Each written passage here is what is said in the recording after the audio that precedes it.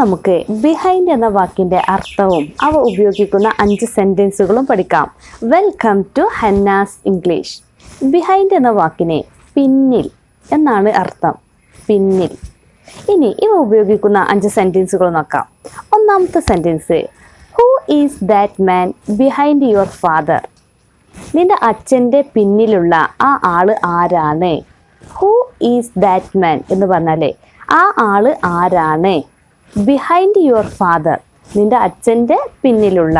Who എന്ന് പറഞ്ഞാൽ ആര്, ദാറ്റ് മാൻ ആ ആള്, ബിഹൈൻഡ് പിന്നിലുള്ള, യുവർ ഫാദർ നിന്റെ അച്ഛൻ്റെ പിന്നിലുള്ള ആ ആള് ആരാണ്?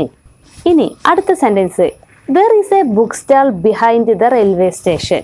റെയിൽവേ സ്റ്റേഷൻ്റെ പിന്നിൽ ഒരു ബുക്ക് സ്റ്റാൾ ഉണ്ട്. ദർ ഈസ് എന്ന് പറഞ്ഞാൽ ഉണ്ട്, എ ബുക്ക് സ്റ്റാള് ഒരു ബുക്ക് സ്റ്റാള്, ബിഹൈൻഡ് പിന്നിൽ, ദ റെയിൽവേ സ്റ്റേഷൻ റെയിൽവേ സ്റ്റേഷൻ്റെ.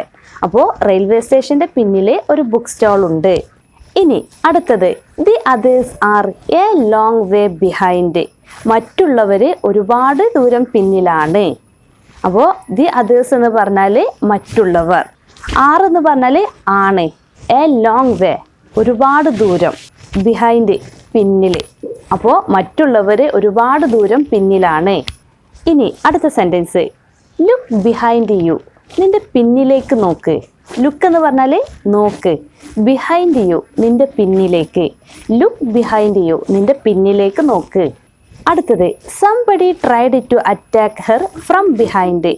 അവളെ ആരോ പിന്നിൽ നിന്നും ആക്രമിക്കാൻ ശ്രമിച്ചു.